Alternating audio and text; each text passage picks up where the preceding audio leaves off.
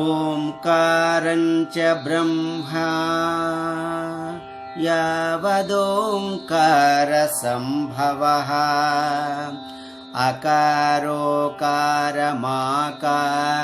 ఏతే సంగీత సంభవః అకారో విష్ణురూపం చ ఉకారో బ్రహ్మరూపకం మకారో భార్గరూపం చ సర్వమోంకారరూపకం.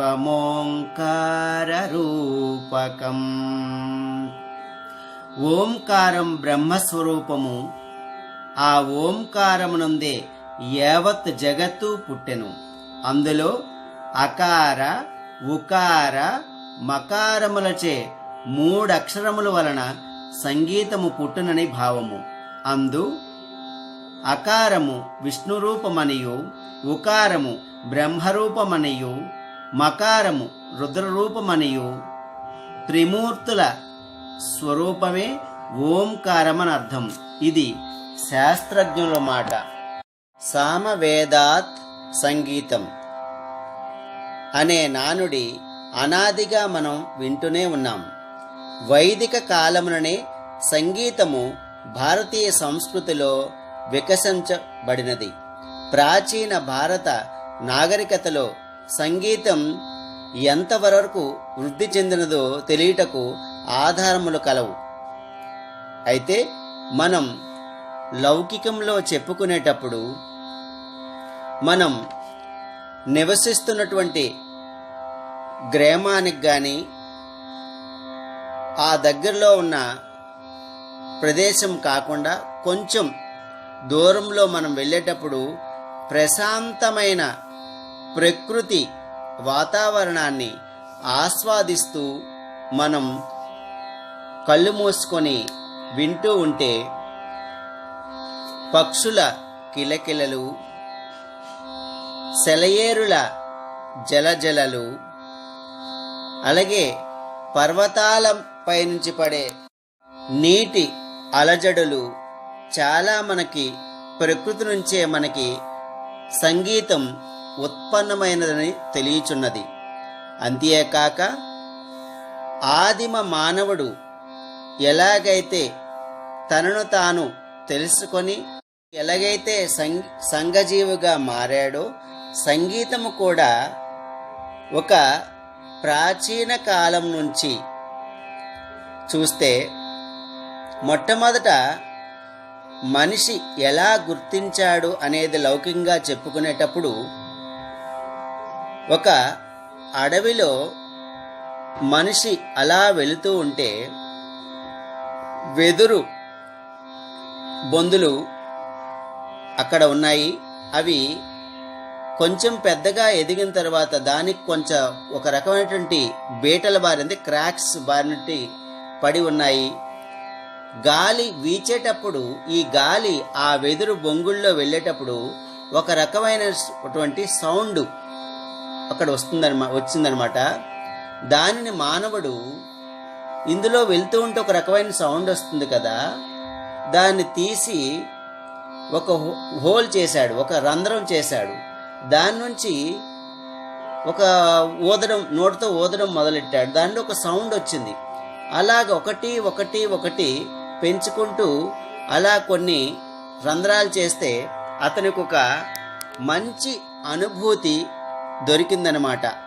అంతేకాకుండా ప్రకృతి సిద్ధంగా ఏర్పడే ఆ యొక్క నాదాలను ఆస్వాదిస్తూ, అదొక సంగీత రూపకంలో ఆస్వాదిస్తూ ఆదిమ మానవుడు ఎలాగైతే సంఘజీవిగా కొన్ని తెలుసుకొని ముందుకు వచ్చాడో, సంగీతంలో కూడా అదే విధంగా మానవుడు అభివృద్ధి చెంది ఈనాటి ఈ స్థితిని పొందాడు.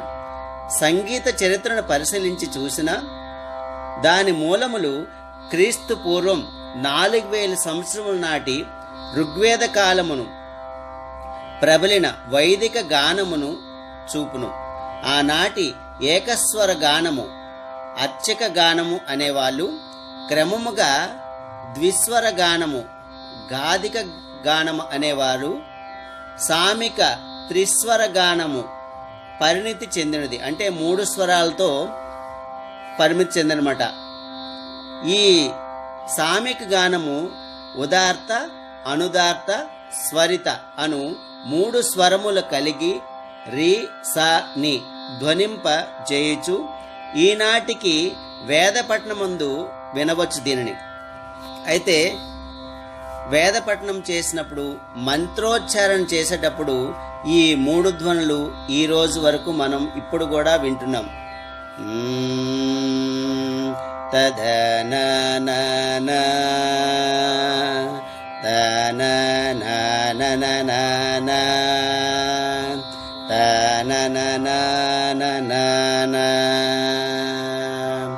ఈ ధ్వని చేచు ఈనాటికి వేదపట్నమందు వినుచున్నాం మనం. క్రమముగా ఒక స్వరం పైన ఒక స్వరము కిందన చేర్చబడి 5 స్వరములు మాత్రమే కొంతకాలం పరిగణలోకి ఉండెను. తదుపరి మొదట ఒక స్వరం, చివరి ఒక స్వరం చేరి 7 స్వరములుగా గుర్తించబడినవి. అప్పటి నుండి ఇప్పటి వరకు అవియే వ్యాప్తిలో ఉన్నవి.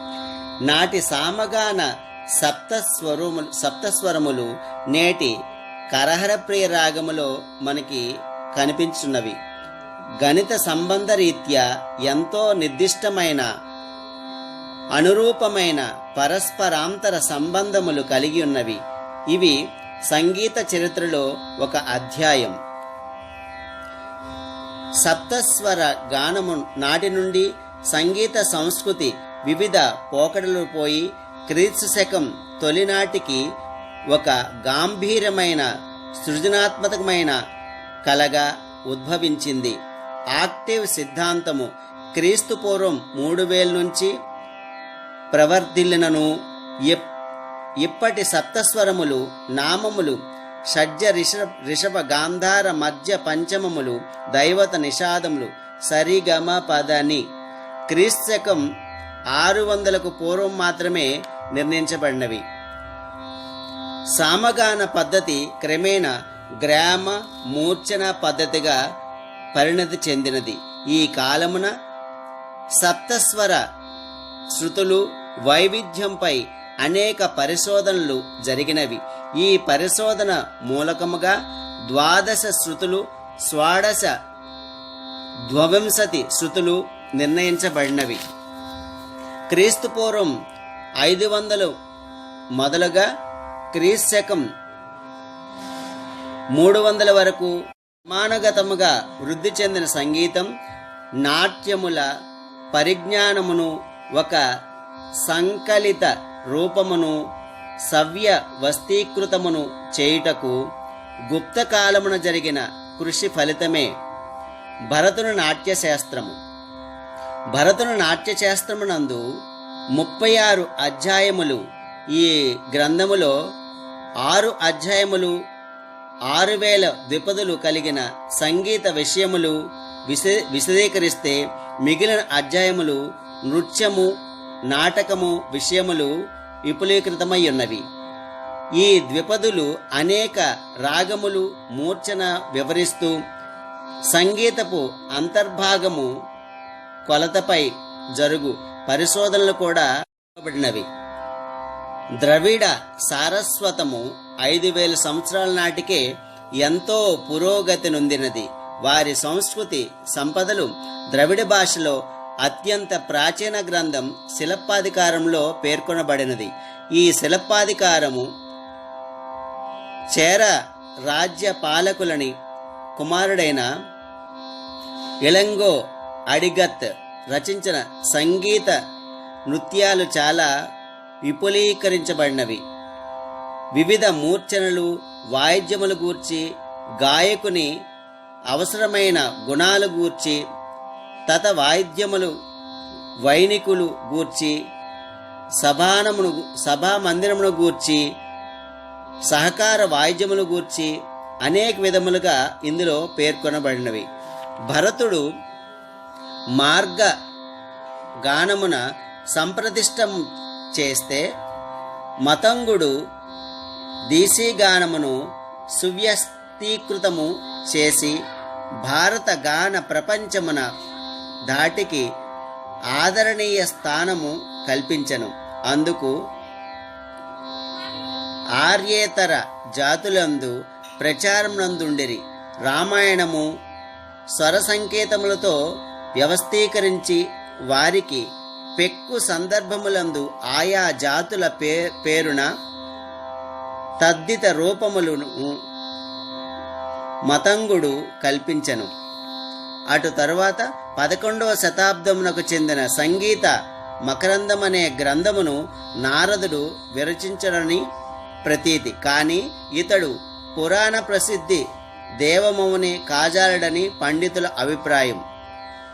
20 పుల్లింగ రాగములు, 24 స్త్రీలింగ రాగములు, 13 నపుంసక రాగములను ఈ రాగ విభజన మొదటిసారిగా ఈ గ్రంథములో కనబడును. ఈ యుగపు లాక్షణికల్లో తరువాత అఖిల భారత